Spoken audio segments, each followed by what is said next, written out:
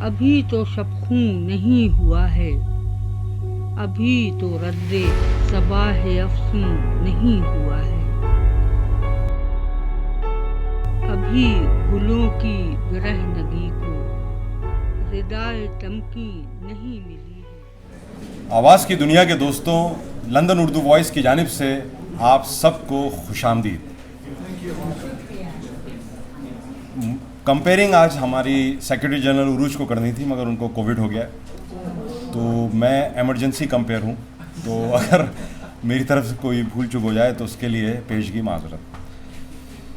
آغاز کرتے ہیں جوش صاحب سے۔ زندگی اٹھ کہ حریم کیف میں عطر چکاں ہے زندگی، عطر چکان و گل فشاں رقص کہاں ہے زندگی،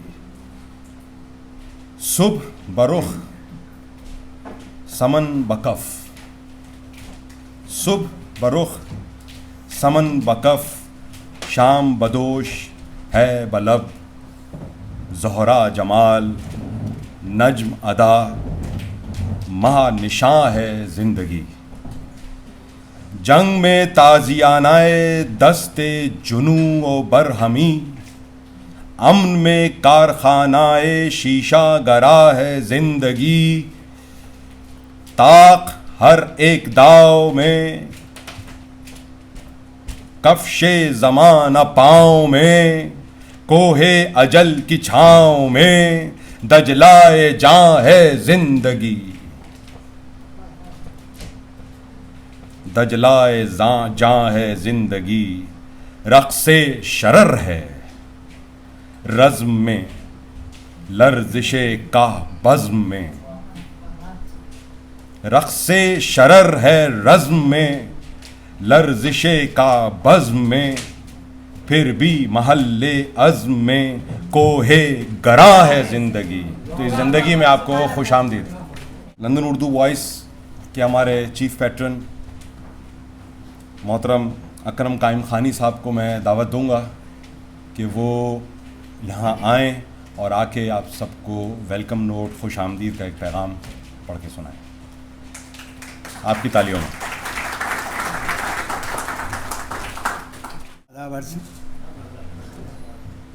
جیسا کہ آپ جانتے ہیں کہ آج لندن اردو وائس جو ہے وہ پھر ایک بار آپ کے سامنے ہے، اور ہم اس بار ایک جشن منا رہے ہیں، ایک بہت ہی قیمتی، بہت ہی بڑی اور بہت معتبر شاعرہ کا، وہ شاعرہ جس قدر پڑھا جانا چاہیے تھا یا جس قدر لوگوں کو ان کے بارے میں معلوم ہونا چاہیے تھا، وہ شاید میرے خیال میں، میرے نظر میں اتنا وہ معروف نہیں، جبکہ وہ بہت بڑی شاعرہ تھیں اور لیکن آج تک انہیں لوگ یاد رکھتے ہیں بقول۔ اب آپ سنیں گے زہرا نگاہ ان کے بارے میں کیا کہتی ہیں، افتخار عارف صاحب ان کے بارے میں کیا کہتے ہیں، اور آپ نے گوگل بھی اگر کریں تو آپ دیکھ سکتے ہیں کہ ان کے بارے میں کیا کیا لکھا گیا ہے۔ لیکن میں سمجھتا ہوں کہ ان کو اس طرح کی جتنی بھی شعراء ہیں یا شاعرات ہیں، ان کی زندگی کو اور ہمیں سیلیبریٹ کرنا چاہیے، جشن منانا چاہیے، تاکہ ہماری آنے والی نئی نسل کو پتہ چلے کہ ہمارے ہاں کون کون سے ہیرے جواہرات نگینے موجود ہیں، اور اردو ادب میں کتنا کام ہوا ہے، کتنا کام کیا گیا ہے۔ تو میں آج کی اس مجلس میں آپ کو بتانا چاہتا ہوں کہ لندن اردو وائس گزشتہ 4 سال سے کام کر رہی ہے، اور ہم برطانیہ میں جو ہے وہ اردو کی ترویج کے لیے اور کام کر رہے ہیں، سیمینار کرا رہے ہیں، پروگرام کرتے ہیں، مشاعرے کرتے ہیں۔ اسی طریقے سے اور بھی فرنٹ ہیں ہمارے پاس، اور بھی ہیں، جس طرح ہم فیض کلچرل فاؤنڈیشن کے نام سے بھی فیض میلہ بھی کراتے ہیں ہر سال۔ اسی طریقے سے اور بھی اردو کے لیے اور اس کے ساتھ ساتھ پروگریسو تھاٹس کے لیے ہمارے پاس ڈاکٹر نور ظہیر موجود ہیں، جو کہ پروگریسو انٹرنیشنل کے نام سے کام کر رہی ہیں اور مختلف محاذوں پہ۔ بنیادی مقصد یہی ہے کہ ہم اردو کو اور ہم سمجھتے یہ ہیں کہ اردو شاید وہ میڈیم ہے واحد، یا وہ ہمارے خیال میں کہ برصغیر پاک و ہند، نہ صرف برصغیر پاک و ہند بلکہ پورے ایسٹ ایشیا جو ہے، اس کے اندر لوگوں کو آپس میں جوڑ سکتا ہے، پوری دنیا میں اردو کے بولنے والے یا سمجھنے والے موجود ہیں. تو اس میڈیم کے ذریعے اس کے ذریعے ہم جو ہے بہت اپنی بات کو لوگوں تک پہنچا سکتے ہیں, اور اس کے لیے کام ہونا چاہیے. اس کے لیے ہم کام کر رہے ہیں, اور ہماری جتنی کوششیں, اور ہمارے چیئرمین یوسف ابراہیم, ہماری سیکرٹری جنرل ہیں عروج آصف جو آج بیمار ہیں بیچاری, نہیں آ سکیں, اور یہ لگے ہوئے ہیں اور کام چل رہا ہے. تو آج میں ویلکم کرتا ہوں ہمارے اس اجتماع میں. بہت شکریہ ڈاکٹر عامر جعفری صاحب, آپ تشریف لائے. اتنا پاکستان سے آپ کی صاحبزادی اسرا جو ہیں وہ بیٹھی ہوئی ہیں. اسی طریقے سے اس تقریب میں ہم ویلکم کر رہے ہیں ڈاکٹر ریاض ہمارے جو ہیں, ان کو جو ہے تمغہ ملا ہے, اور تمغہ امتیاز, جاوید شیخ صاحب کو تمغہ امتیاز ملا ہے. اور اسی طریقے سے ہمارے جو ہیں یہاں پہ سیف محمود ہیں, شاندار, ابھی آپ کے سامنے ان کی آواز سنیں گے, ان کی باتیں سنیں گے. بہت اچھا کام کر رہے ہیں, وہ بہت بڑا نام ہے. شارق صاحب آپ کو ویلکم کرتے ہیں. اسی طریقے ہمارے مکیش صاحب ہیں, وہ ابھی آپ کو اپنی منظوم سنائیں گے, ادا جعفری صاحبہ کی نظم.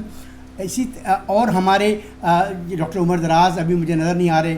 ڈاکٹر نور ظہیر, سب سے سجاد ظہیر صاحب کی صاحبزادی انجمن ترقی مصنفین کے حوالے سے آپ جانتے ہیں, اور بہت انقلابی لیڈر تھے سجاد ظہیر صاحب, ان کی صاحبزادی ہیں ڈاکٹر نور ظہیر, وہ ہمارے درمیان میں موجود ہیں. جناب یاور عباس صاحب, آپ کو ویلکم ہے. اس طریقے سے یہاں سارے ڈاکٹر ہمارے وقار, جو یہ آج کی تقریب کے جو محرک ہیں, ڈاکٹر وقار یوسف صاحب ہمارے دوست بھی ہیں, بھائی بھی ہیں.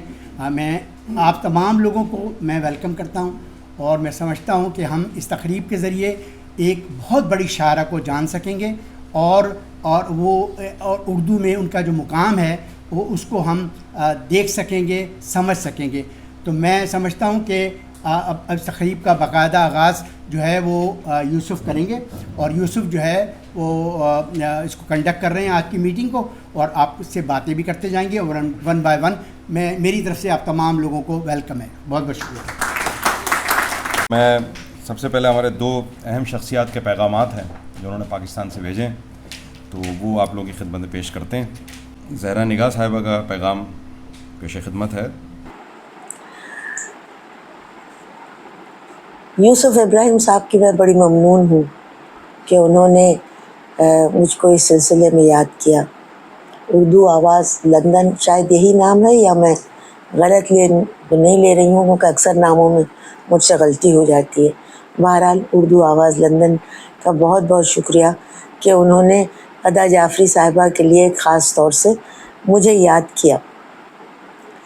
دیکھیے, قصہ یہ بہت پرانا ہے, لیکن بہت سے پرانے قصے ایسے ہوتے ہیں جو کبھی پرانے ہوتے ہی نہیں.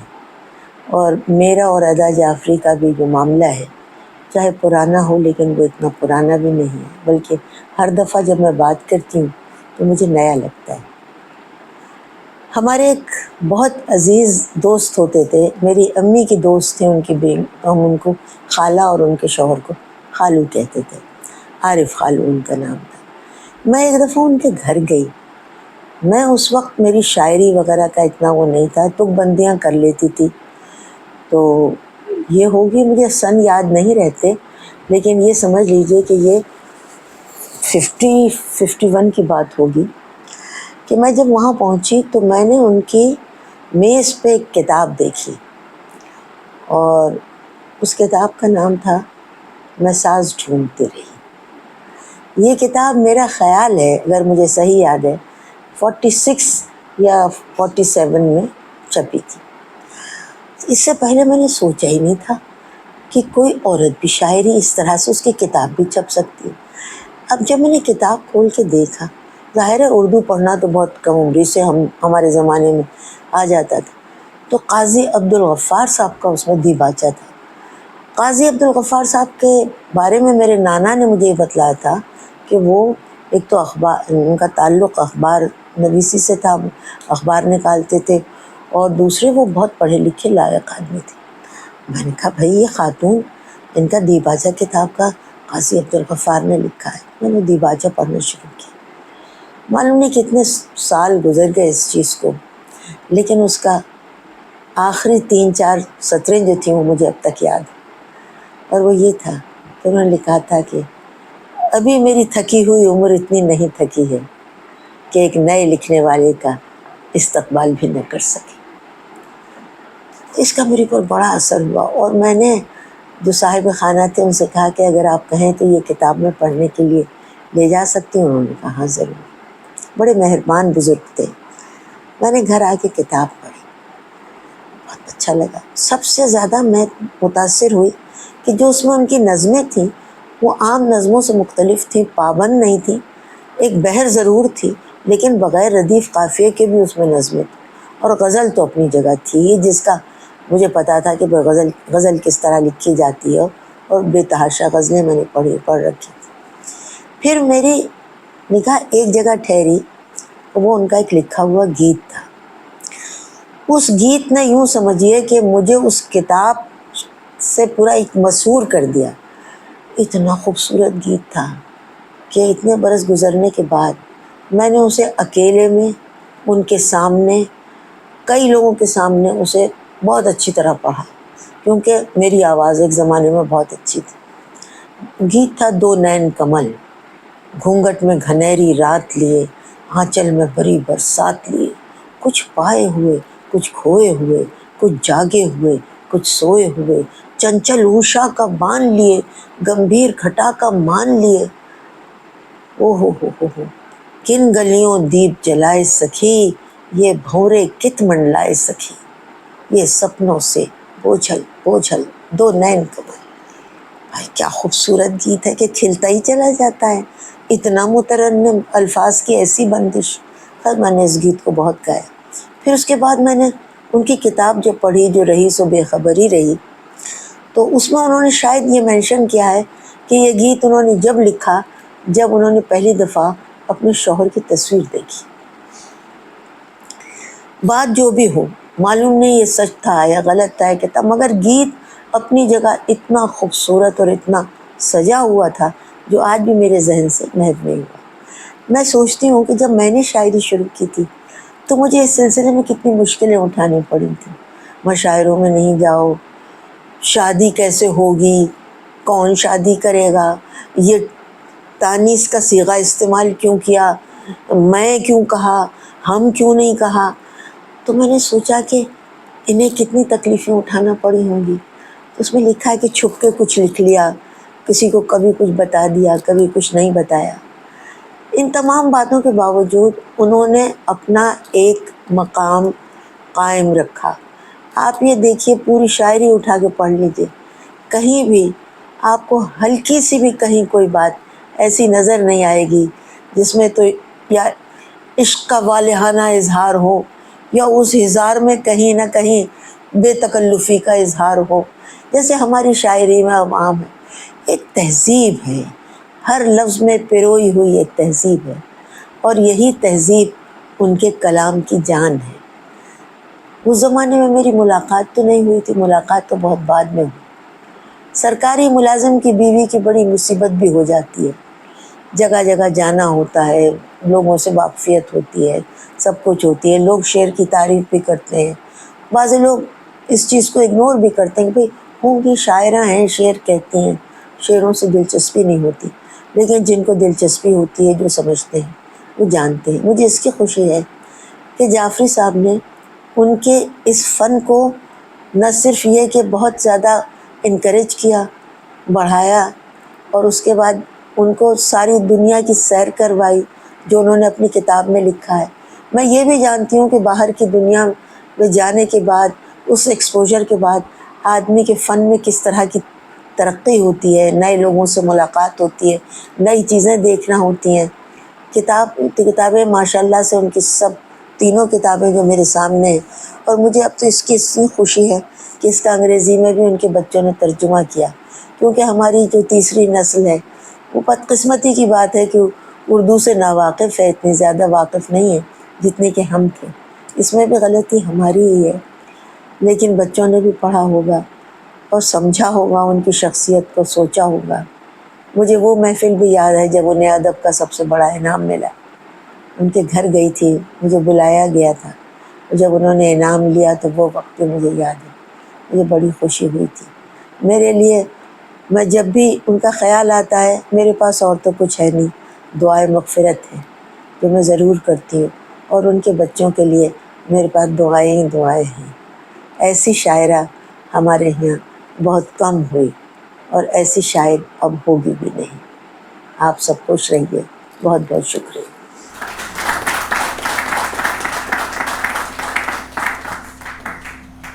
تم سے بچھڑ کر زندہ ہیں جان بہت شرمندہ ہیں، افتخار عارف صاحب کا ایک شعر میں ابھی دیکھ رہا تھا، ان کا عذاب یہ بھی کسی اور پر نہیں آیا، عذاب یہ بھی کسی اور پر نہیں آیا کہ ایک عمر چلے اور گھڑ نہیں آیا۔ تو پیش خدمت ہے ہمارے استاد محترم افتخار عارف صاحب، یہ سنیے ان کا پیغام۔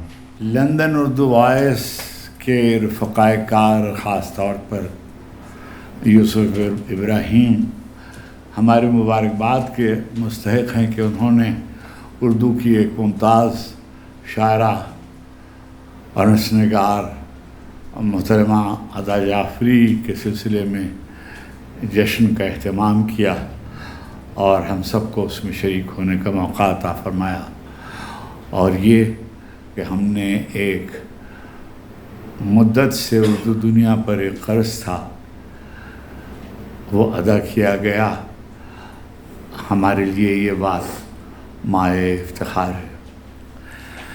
20ویں صدی عالمی سطح پر ادب میں خواتین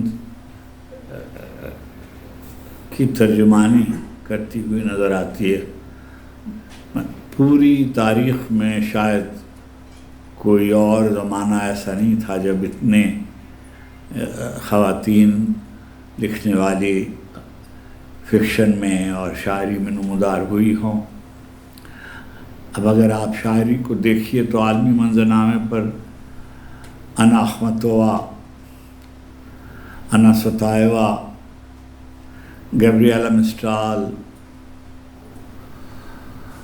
سلویا پلیتھ،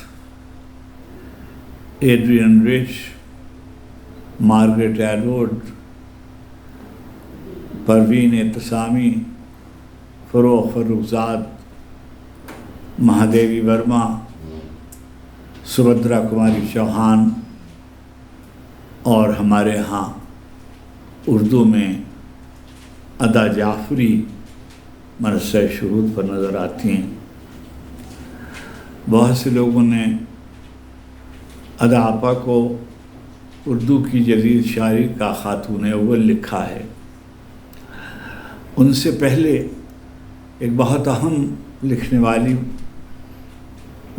جن کا بہت کم عمری میں انتقال ہو گیا، زاہدہ خاتون شیروانیہ ہیں، جو ذیخ شین کے نام سے نظمیں لکھتی تھیں اور نثر بھی لکھی انہوں نے، مگر وہ سامنے نہیں آ سکیں اس طرح سے جیسے ان کا حق بنتا تھا۔ مگر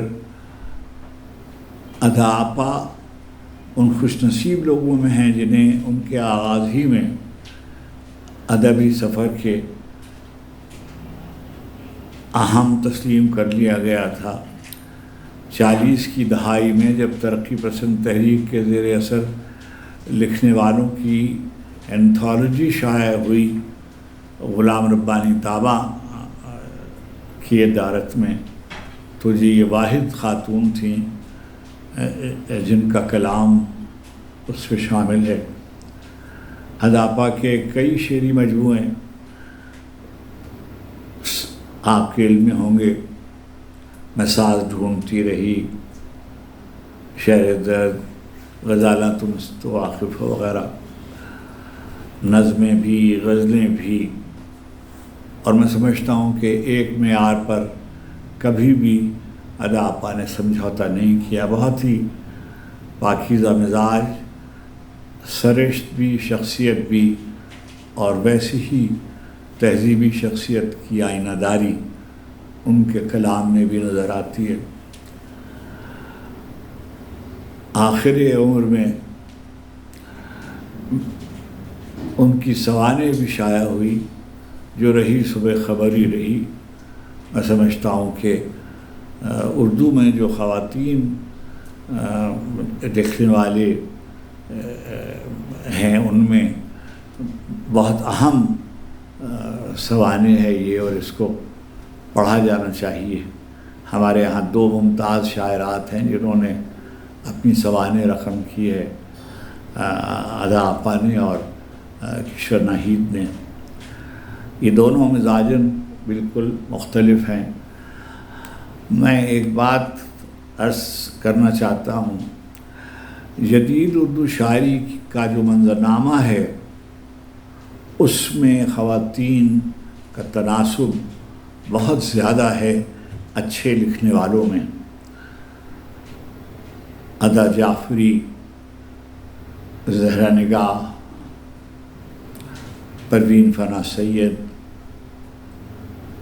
اور کہیں صحاب قزلباش، مگر اہم شاعرات میں فہمیدہ ریاض، کشور ناہید اور پھر شبنم شکیل، پروین شاکر، نسرین انجم بھٹی، یاسمین حمید، شاہدہ حسن، عشرت آفرین، حمیرہ رحمان، تنویر انجم، عذرا عباس، ایک کے بعد ایک خاتون ادبی منظرنامے پر طلوع کرتی رہیں، ظہور کرتی رہیں، اور اہل علم نے ان کو تسلیم کیا۔ یہ سب ممکن نہیں ہو پاتا اگر بنیاد گزاری میں ادا جعفری جیسی مستحکم شاعرہ موجود نہیں ہوتی۔ انہوں نے آنے والے لوگوں کو کلاسیکی تہذیبی روایت کا راستہ دکھایا اور تہذیبی طور پر ایک نئے رجحان سے روشناس کرایا۔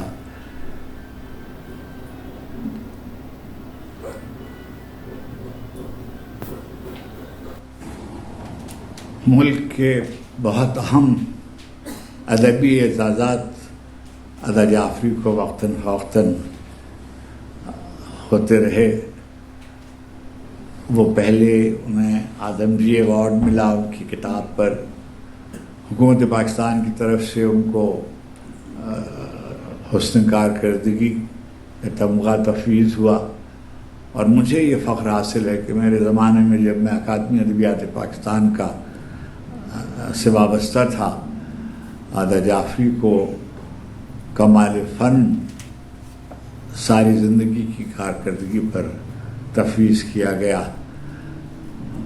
اور مجھے یہ سعادت میسر آئی کہ میں نے یہ اعزاز خود کراچی جا کر ان کے دولت خانے پر انہیں پیش کیا، اور یہ نہ صرف یہ کہ اکادمی کے لیے، میرے لیے بھی ایک امتیاز کی بات تھی۔